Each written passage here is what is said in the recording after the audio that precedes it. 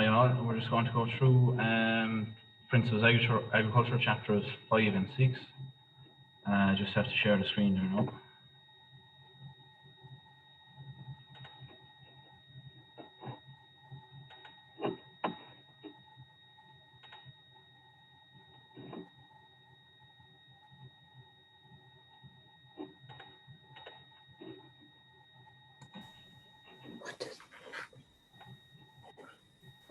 Can everyone see the screen? See the notes come up on the screen? No? No, not yet. Okay, just bear with me a second.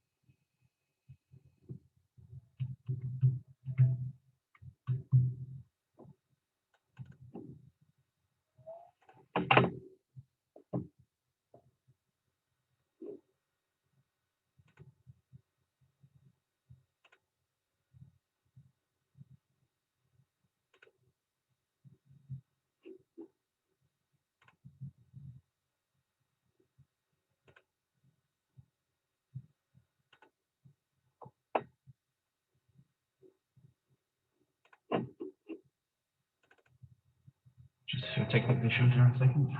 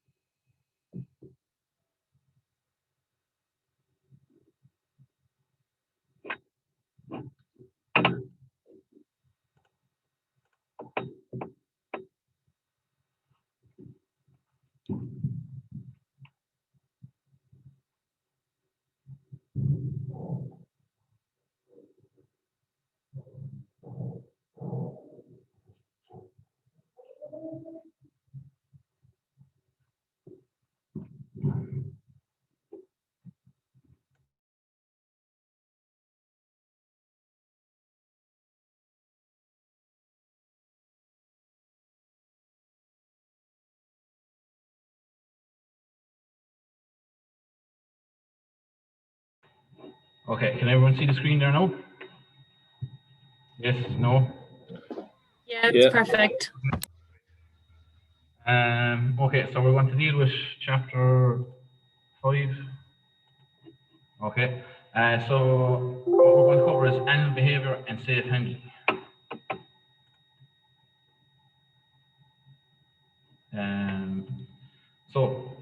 Cattle select food based on smell. Cattle can hear some sounds that humans won't hear, and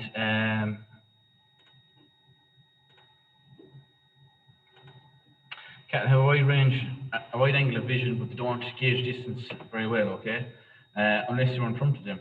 Their longer distance vision is poorer than in humans. Okay, so they can't see you from a distance. They also see things differently in light, so darkness or shade. Animals can be reluctant to move forwards into dark or shady areas. So I suppose it's easier to take an animal out of a trailer than it is to put it in if there's a roof on it, which means it's darker, so they're not inclined to move into the dark. Cattle tend to act as a group and follow the leaders or the dominant animals. So the dominant animal is often the one that's first coming in. Okay, it's often the cow that's in the cubicle nearest the feed, okay, so to have access to it, and they're often the first ones to the shock of it. The flight zone, this is the animal's personal space. If anything enters this zone or space, the animal might attack or flee. So that's flight or fight. So if you go into their own personal space, they might move away or else they might attack you. So animals with smaller flight zones, so that's small personal space, are more comfortable with people. So I suppose pet lambs, dairy cows are used to getting handled there twice a day. Pet lambs are used to people feeding them. Animals with large flight zone or space tend to be more excitable, flighty, nervous, or aggressive. So that would be, I suppose, your suckler cows and stuff like that, or cattle that are not handled daily, or I suppose maybe once a week. Some people might only handle their suckler cows. The dairy cattle then tend to have small flight zones because they're more used to being handled from an early age. And herd with a large flight zone can make them more nervous. Okay. At all times, animals should be treated and handled to avoid injury and stress. Sticks shouldn't be used. Should only be used to guide stock, not to beat them. A stick is only an extension of your arm to guide stock into a pen or whatever you need to do. You must remain calm handling livestock as they can sense your unease. Okay, so if you're nervous, they'll pick up on it. Animals should be allowed to move in their own space. The movement of animals should be done without excessive force. Okay, so if you're trying to put an animal into a trailer, you need to make sure that the animal is loading at its own pace. Okay, and that you shouldn't be forcing it up the ramp. Okay. Calm animals can be approached from the front. Okay, nervous or excited animals are better approached from the side or at an angle, as they will not gauge how close you are from an angle. Okay, so they don't realize how close you're getting them until you get there.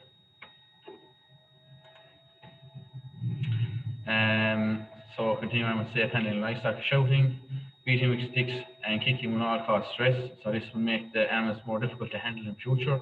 They recognize the person that's done that to them, and it will be very difficult for you to do anything to the animal. Calves and young stock, which are repeatedly stressed or mishandled by humans, when young, will be difficult to control throughout their lifetime. It's easier and safer to move animals in groups rather than singly. So if an animal on its own, I suppose it's nervous when it sees a person come towards it, and it'll be more comfortable with another animal there with it. Notice that animals doing and how they're reacting. This will give you clues as to what is disturbing them. So if there's a dog maybe in the field, they'll be all looking over and they'll keep away from him. Okay, so look in the same distance, look in the same directions which they're looking in, and to give you clues or any disturbance when they're out in the field. Facilities then. Cats like to feel reassured. If they're anxious, they get nervous or excited like people. So slippery floors or sudden changes in level, or so a change in level. Sometimes it's hard to get cows to walk up a hill. Sudden noise, unusual shapes or objects can trigger anxiety. This will affect cattle handling. Cattle move better on level ground. Cattle will try to avoid dark buildings or passages. So it's harder to put in animals into a dark building, or I suppose take them out of the light and put them into somewhere dark. Avoid sharp or right angle turns and handling movements, so it takes the animal longer to realise what direction they have to move in. Movement in a curved or straight handling system is a lot easier.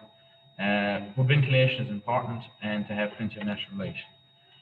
Cattle roads and pathways should have a smooth surface without sharp stones. So if we have sharp stones on our passages into the shed or into the yard, cows will have to walk with their head down and scan the surface to make sure that they're not walking on any stones or any sharp objects, and that will slow them down.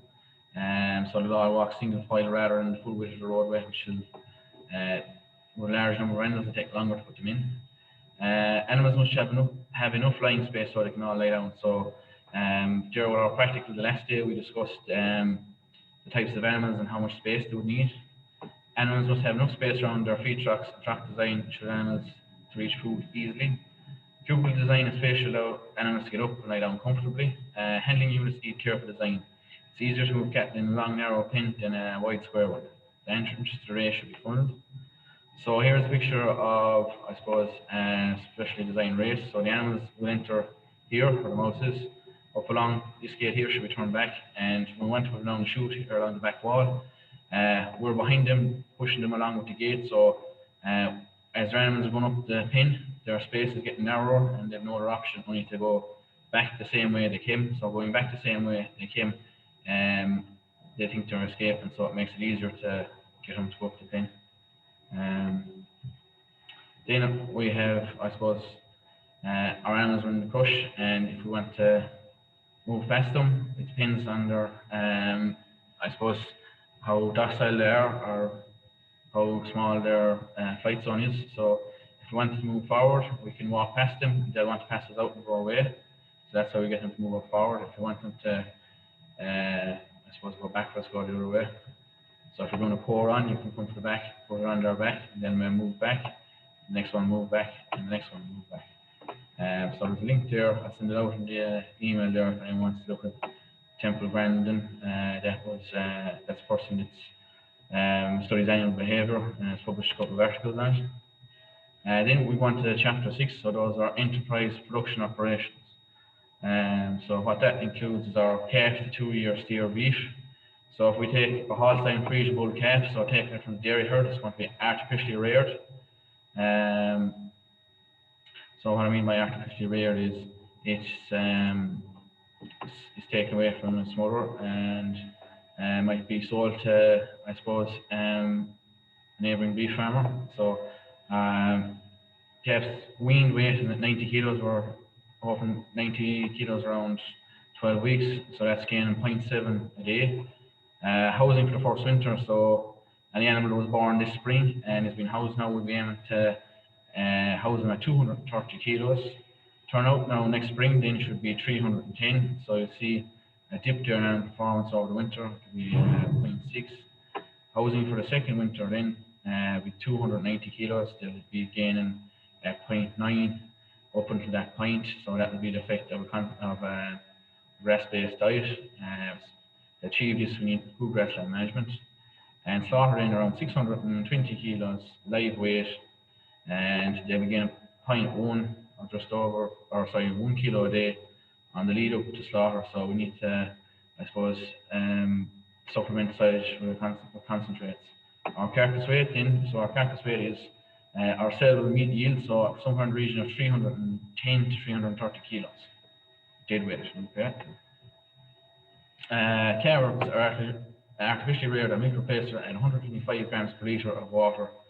A 40 kilo calf should receive 2 feeds at 3 litres, or you could do it 3 feeds at 2 litres. So here in the college, replacement calves and some bull calves are on an automatic feeder, so the feeder will recognise the calf by its electric tag in its ear, so there's a chip in it, and the calves receive 3 feeds of 2 litres per day, so they can come and go as they please. There's no set time for them, so it's reducing labour, and I suppose we need to have the proper environment for calves. So there's 2 links there to I suppose how to create the right environment for the calves and what the diet they should be on. So that will be in the email tomorrow.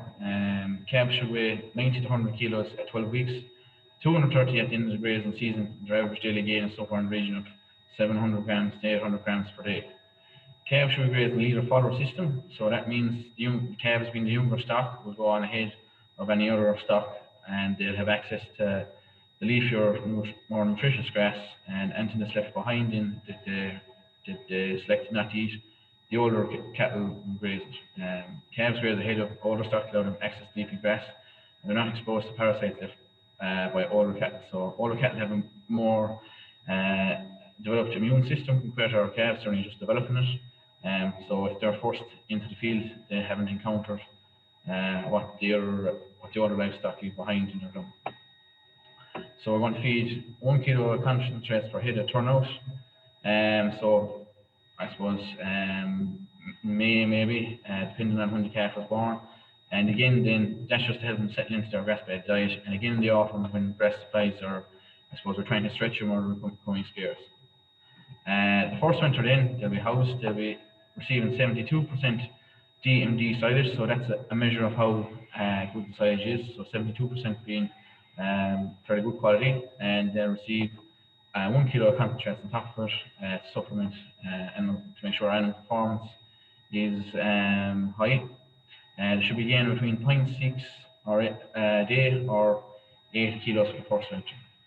I suppose what they consume then is about 3/4 of a ton of silage per month, depending then on the length of your winter. So we might have 4 months or 6 months. What the one animal consumed then, we took it at a 5-month winter, is 3.75 tons of silage, so almost 4 tons of silage for each animal that we intend on keeping for the winter. They should be treated for worms and lice and managed 4 weeks after housing. They might initially be treated at 4 weeks after housing, depending on the type of product you use to treat it. We have mature and immature worms, so some products kill both. Other products will only kill mature worms, and again, in a couple of weeks' time, we have to go back and kill the immature. We're just waiting for them to turn into mature worms. Sunlight also kills lice as well, so mightn't be as big a problem. For the second summer then, we want to target 200 days of grass, and again of 180 kilos, so this requires good grassland management.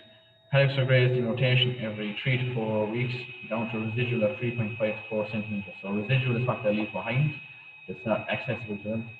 Any surplus will be taken out of ground bales. So we'll learn more about this in our grassland module as the course progresses. In their second year then, they're less susceptible to parasites, and you might only have to dose for stomach worms. August until housing, liver fluke may be an issue on the wetter farms, so I suppose you need to be proactive and watch out for it. So any animals coughing or something like that, you need to be reactive. On drier farms or in dry weather, it might be as much of a problem. Our second winter then, moving indoors, we need to feed high quality silage, so that will be fed ad lib, and 5 to 6 kilos of concentrates until finish. Okay. Overcrowding reduces animal performance, so we talked about this in our practical the last day. So around 2.2 or 2.5 square meters on the slats, and this has to be reduced then if it's on a straw bed, or sorry, increased if it's on a straw bed to 3.5 square meters. Again, we'll have to treat for worms, liver fluke, lice and mange. And our animals then, when they're going for slaughter, we like to kill out near 51.6% of their live weight. So if we had an animal at 620 kilos live weight, we'd be hoping that there'd be a carcass weight then of 320 kilos. It's important to keep our animals and weigh them regularly and sell them when they're fit for slaughter, when they have most muscle, before they start to lay down excess fat. I suppose there's no point feeding an animal past when they're fit for slaughter, as they lay down extra fat and has to be trimmed off, so it's counterproductive. This brings us on to the spring calving dairy herd. So 85% of Irish dairy cows are spring calving. Milk are processed into different products, so this includes butter, cheese, skim milk powder. So we have our commodity products, then, which would be butter and cheese, and our higher value ones then would be skim milk powder, infant nutrition powder, or powder for infant nutrition. Target to maximise the use of good quality grass as a source of feed. So grass is we have the most favourable growing climate for grass. The production cycle then can be broken down to 3 periods. Okay, so the dry period over the winter for spring calving herd, so that's from about late October, November until early January, start of February. The perinatal period then, that's around calving time, and the lactation period from once the cow calves and she's dried off. So as after calving, the cow has low appetite after calving, she must draw on body fat reserves. Okay, so she needs to mobilize some fat. It's often referred to as cow milking off her back, so she's using her, I suppose, resources on her body to fuel meat production. Cows after the first lactation require a 9-week dry period, and will nearly always require some concentrates during the dry period. Depending on silage quality, they may not need any concentrates, or if your cow is in poor conditions for. So we just talk about conditions for in a moment. So around 9 weeks or 60 days, depending on the cow and type of cow and what the cow needs to get ready for the next production period. A dry-off cow should be ideally a condition score of 3. So a condition score ranges from 0 to 5, 0 being poor and 5 extremely fat, and it goes in increments of 0.25. So we'll learn more about that in our animal husbandry modules. Overfeeding cows during the dry period and having them at a condition score of 4 or greater at calving time can lead to difficult calving. So if we have a big cow with a lot of fat laid down, it can be difficult to get her to calve by herself, or might need veterinary assistance. So here we have a couple of condition scores, so 2.5, 2.75, 3.3 and 3.5. So these should be assessed a couple of times every year. You won't need to have that much knowledge of this for this module, but just to put it into perspective, they're not visually assessed. They must be assessed by running your hand along the tail head, around the tail head here, along the animal's back, their ribs, and around pin bones here and their hip here. Okay, so that's the areas you assess. Should be assessed around dry off, before breeding, before housing, and fairly regularly should be kept an eye on. The second part then is the calving period, so gestation or the length of pregnancy in a cow is around 283 days or 9 months plus 1 week. Heifers may calve 1 to 2 weeks earlier. For spring calving herd, aim to have a compact calving period, so 90% of the herd calve in 10 weeks. This will allow up to 85% of milk to be produced from grazed grass. Heifer calves are normally born 2 to 3 days earlier than bull calves. Heifers often calve suddenly without showing much signs of approaching calving, so it's important that we have our cows scanned. We have an accurate calving date, and check with our AI records and any records we have, and that we have them taken away from the herd and put into a calving box or a calving area. Often farmers will calve their heifers first to give them extra time to go back and calve with the herd the following year, so maybe a week or two earlier than the main herd. Turn out today as soon as possible after calving to get grass back into their diet, and I suppose they might be out during the day and housed by night and eating silage, so there won't be a dramatic change in their diet. Part 3 then is lactation period, so early lactation. 80% of the cow's diet is grass-based, okay, so it's the cheapest form of feed that we can have for our cows. Cows demanding is 16 to 18 kilos of dry matter per day. Okay, so we go through that figure again in our grassland module during the grazing season. Concentrate feeding starts around at 4 kilos, gradually increases by 0.5 kilos over an 8 to 10-day period, all dependent on the weather, grass availability, and the type of silage available. Grass makes up to 95% of the diet. Concentrates containing magnesium is fed to prevent grass tetany. Okay, so grass tetany is a deficiency of magnesium. I suppose it can happen this time of year and springtime. So it's better to be proactive. Okay, chances of a cow recovering from it are slim enough unless it's got early. Peak milk potential again can be established. So our daily peak milk yield.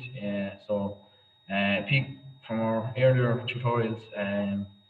Peak milk yield will be around May, multiplied by 200, and that will give you your total lactation yield, what you can be expecting. The response to concentrate feeding declines as lactation progresses. The calf cow needs 16.5% protein in our diet. Grass has at least 20% protein, okay, so we're meeting our protein requirements off grass, whereas silage can be low at around 11 to 13%, so that's why we need to supplement with high protein nutrient concentrate.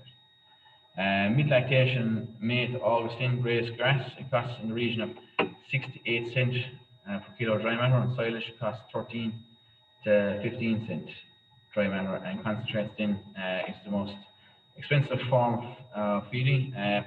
They're just to put it in perspective, the costs, okay, not that you need to know them, but you need to know what would be the cheapest form of feed, what's middle of the road, and what is the dearest. So that will influence profitability on farm level. So a decision there will influence the profit in the year. Either application should be focused on the times of the year which give the greatest return. Okay, so we should be fertilizing an actively growing crop. So March, April, and May with lower quantities in January, and February, and September.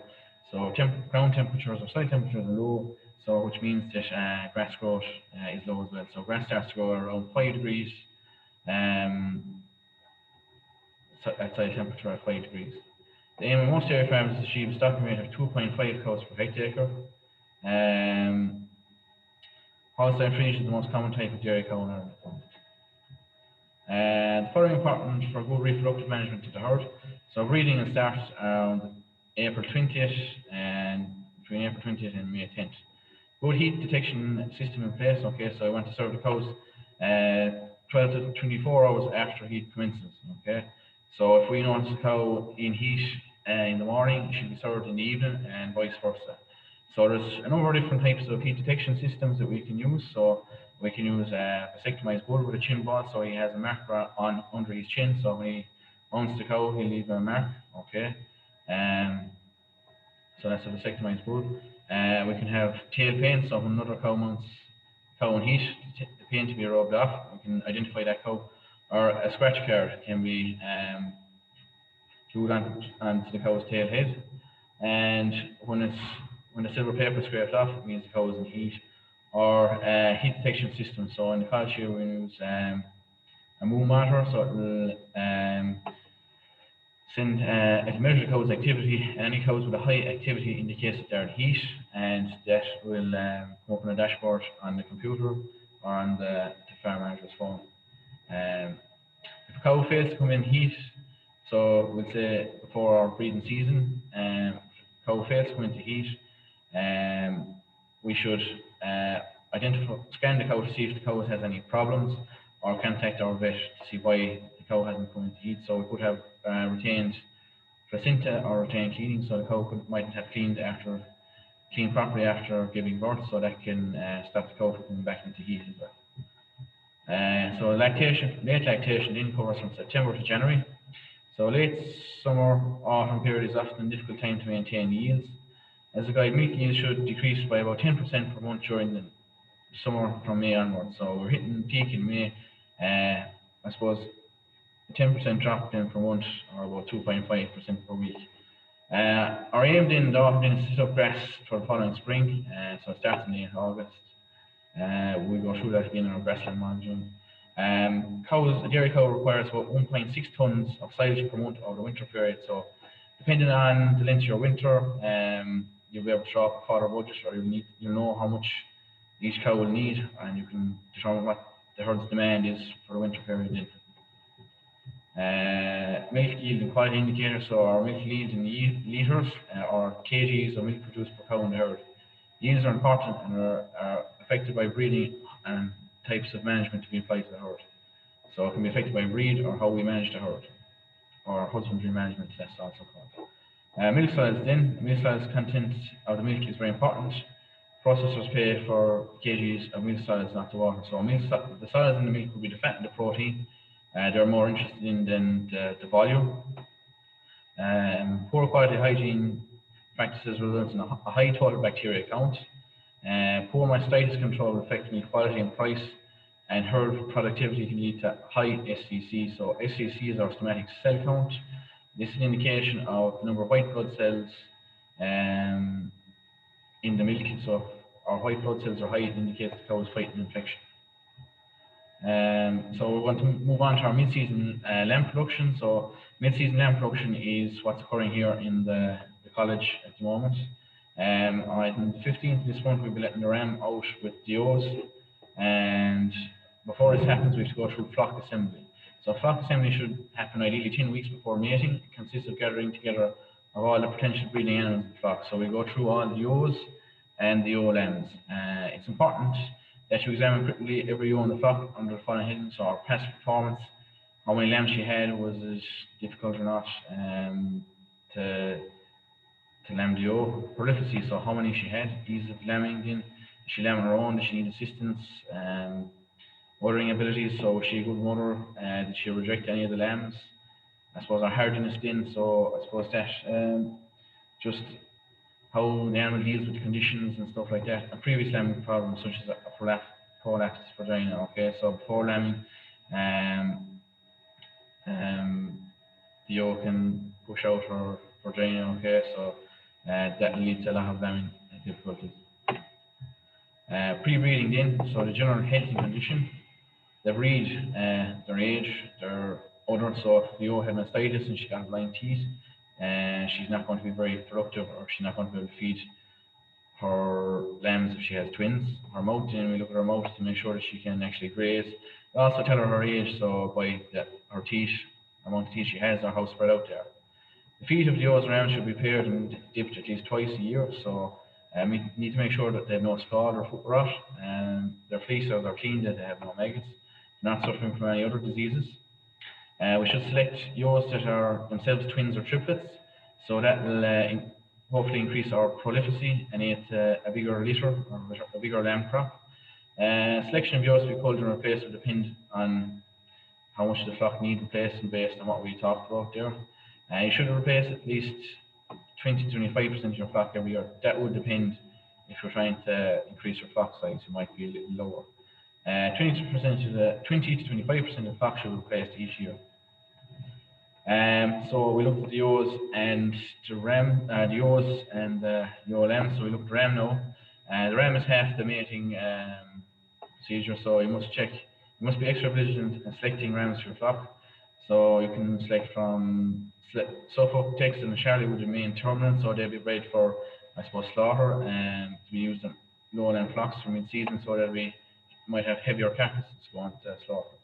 The recommended ram to ewe matings the recommended ram to ewe matings ratios to achieve minimum repeat estrus cycles are so 1 ram to 40 mature ewes, or 1 mature ram to 25 ewe lambs. Okay, so that's lambs that are being bred for the first time.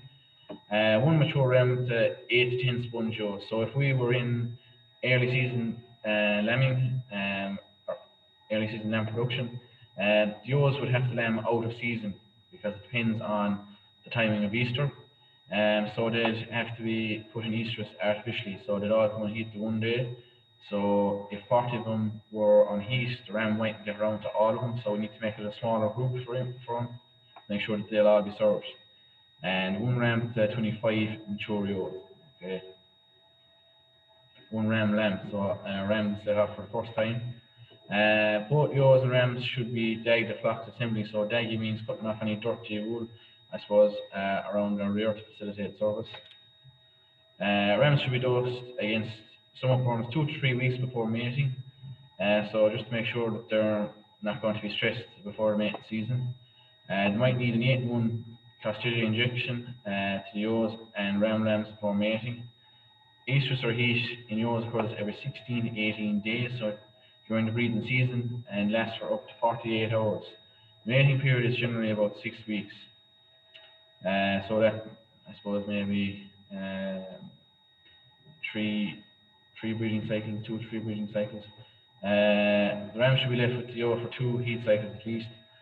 Flushing involves feeding ewes at a higher level of nutrition, so put them on lush grass or high rate concentrates in the 3 weeks before mating to increase their litter size. The ideal condition support mating is 3 to 3.5. So again, like the dairy cow, it goes from 0 to 5, but this time it's in 0.5 increments rather than 0.25 on the dairy herd or the beef herd.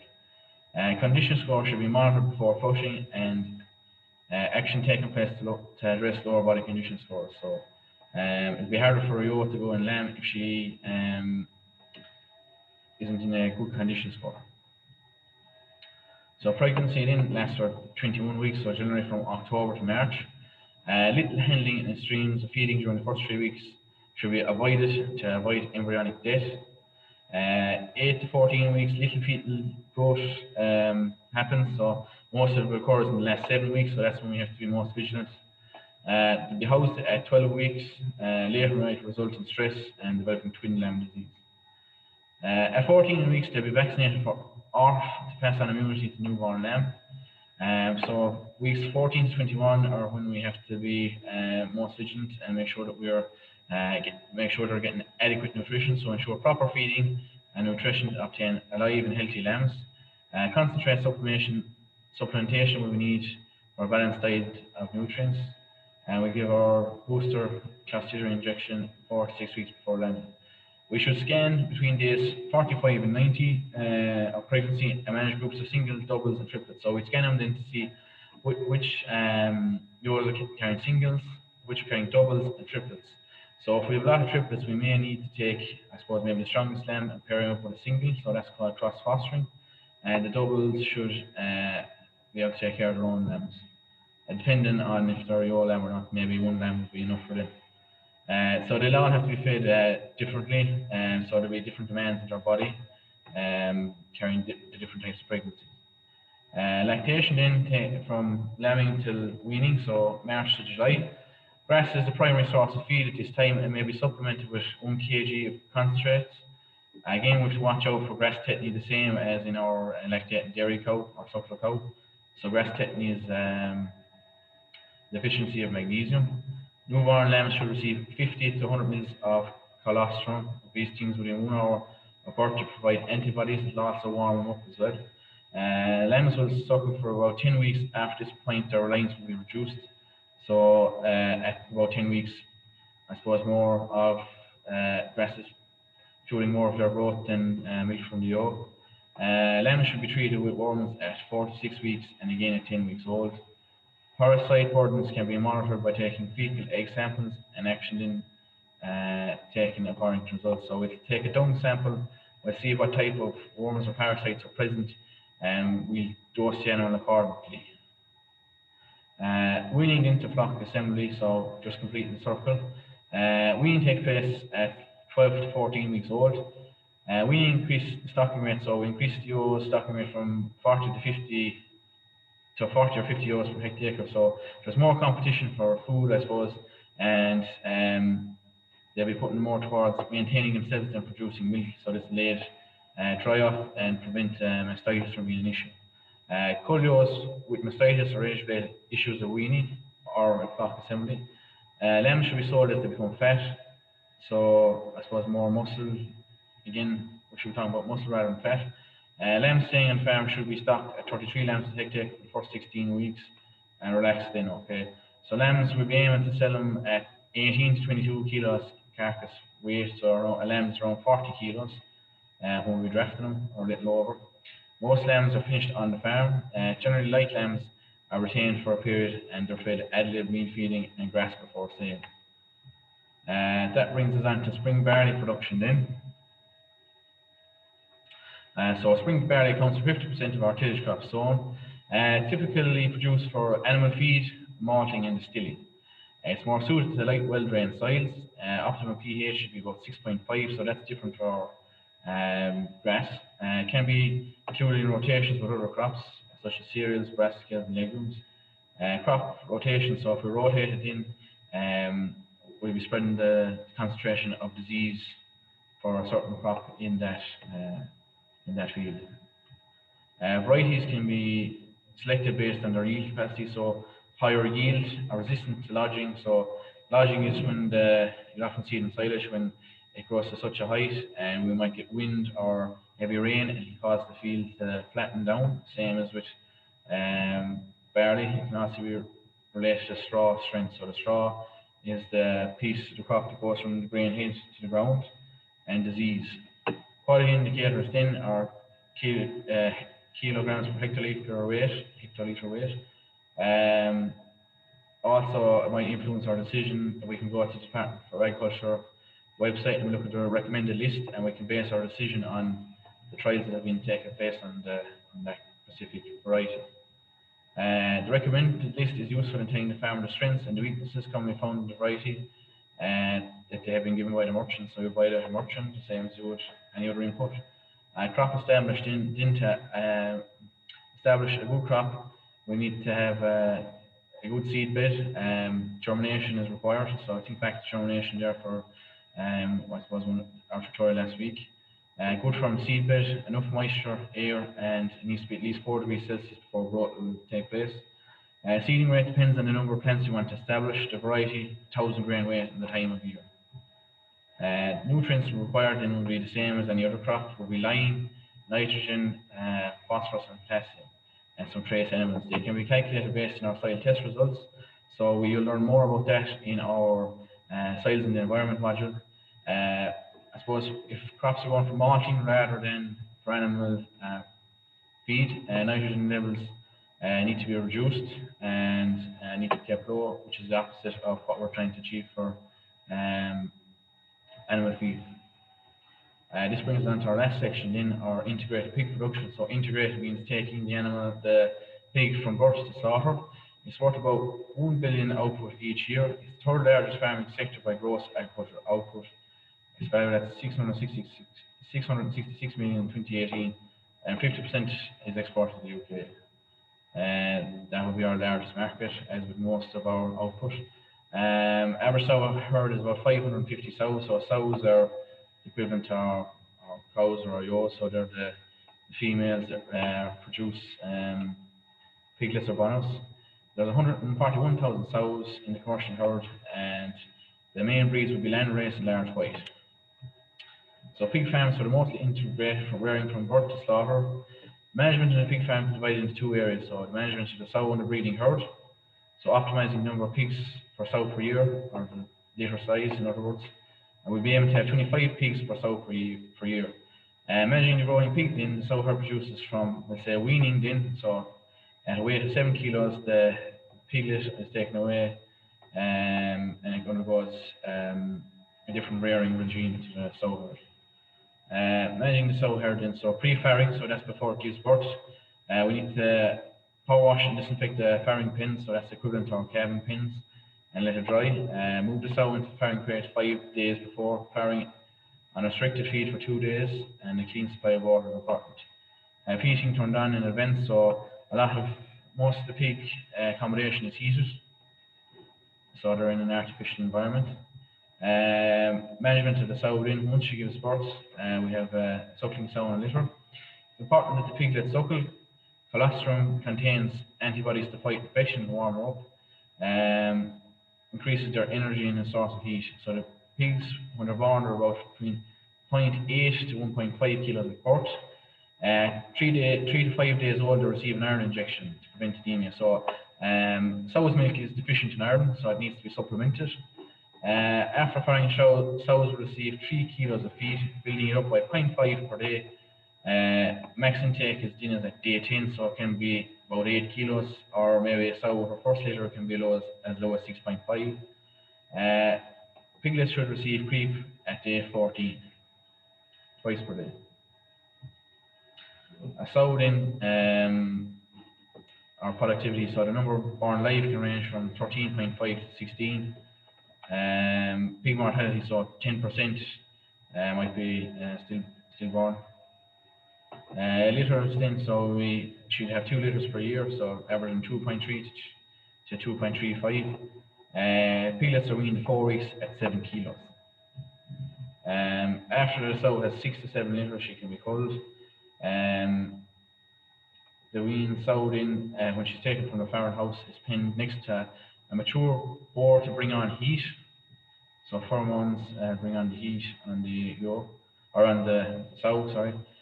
We need to keep the environment in the house at 16 degrees, and they need continuous light per day. Check for signs of heat daily. So once you apply pressure to the sow's back, she should stand still. So this means that she's ready to be served. Usually on heat 4 to 6 days after weaning. The management of the sow and the weaned sow. Sows are mated by AI, so they're inseminated with boar in front of the boar present. Okay, so that means we might have increased conception rates. Don't move until about between 3 and 25 days after service. Don't move between 3 and 25 days after service. Check serve sours and get steady for signs of estrus, so to make sure that don't repeat. So you'll often see in a pig unit, the farmer or whoever's working there, they'll go on along and they put their hand along their backs, and if they're standing still, they'll be served. If they're not, they're not in heat. So any repeats should be culled. Gestation lasts for 115 days, so 3 months, 3 weeks, and 3 days. So that's how we have 2.3 litres per year. It was a short gestation. Gilts then, so they're the equivalent of heifers. Gilts are replacements for the sow herd. They're reared on farm for biosecurity point of view. So you can imagine with heated environments that bacteria will travel fast in disease, so they're bred from within the herd. They're sourced from dams and sires with maternal traits. Selection of gilts based on the number of teeth, so 14 plus, so it's 14 teeth. They can potentially feed 14 piglets or bonus if their litter is that big. Their legs are confirmation, their weight for their age. Select 10 weeks away from service at 90 kilos, so 10 weeks before they're due to be put in heat or due to be served. Feed on a specialized diet at 2.5 to 3.5 kilos per day. Isolate from the boar until they reach 110 kilos, so that's the weight they'll be served at. Then house near the boar to bring on heat. They can be served twice by natural service, so by the boar rather than by AI. The management of growing pigs in, so these pigs will be destined for slaughter, so they're weaned at 7 kilos and they're to be slaughtered at 110, so they'll have a short enough life. Their average daily gain from birth to weaning is between 800 grams from weaning to slaughter, between 800 grams. The number of kilograms fed used to achieve a kilo of live weight gain is referred to as the feed conversion efficiency. So an FCE of 2.2 is very good performance from weaning to sale. Weaners then, they're pigs between 7 and 36 kilos and can be divided into 2 stages. The house should be thoroughly washed and dried, so power washing is a big thing in a piggery to keep disease levels down. So at stage 1, temperature in the pen is set to 29 degrees for the first week and reduced by 2 degrees per week after. Pigs are fed to appetite, so the first 10 days will get pre-feed, so that's kind of an introduction. A link feed then from 11 to 20 days, and 20 to 28 days in is a weaner feed. Pigs are moved on to stage 2 after a house of 28 days, temperature set to 22 degrees. Pigs are checked for any health problems and fed weaner feed ad lib. They remain in stage 2 for 28 days and weigh 36 kilos. They moved in from weaners on to finishers then, so this covers the period from 36 kilos to 110. The house temperature should be no more than 21 degrees and they'll be on wet feed. Okay, so pigs are fed, I suppose, they'll have a little, I suppose, hopper above their shock, and once you pull the lever, it'll drop down into water for them, so that's how it's wet feed. Pigs should be selected for slaughter weekly as they fall fit, and they should be fasted 12 hours before slaughter, so to avoid any gut fill. Must be carefully managed to avoid stress and avoid damage to the carcass. Pigs are sold between 105 kilos and 110 kilos live weight, and they kill out a lot higher than our bovine, 76%. A lot of the time, pig farmers will have a set day that the truck will come and they'll have pigs every particular day of a week. So every week at a particular day they'll have pigs for sale. I suppose that's the end of the slideshow now. It's important for your exam later on. Well, I suppose we should take questions first. Is there any questions from today's material? Anyone at all? So there's no questions from today. I take silence as a good thing. Today you'll have received, I think it's a text from Rachel about your exam this evening. So it's open from 7:15 until 8:30. Okay. If anyone didn't receive a text, it's important that you make contact. Okay. So if you didn't get a text, that means you won't be getting the link for this evening's exam. So this evening's exam is covering the material from the previous 2 tutorials, not from this evening's tutorial. Any questions from anyone? Is everyone happy with what we've gone through today?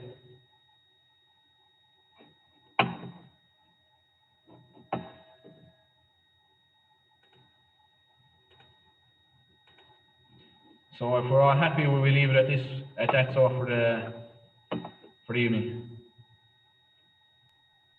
Thanks a million. Okay, is everyone clear what their exam format for this evening?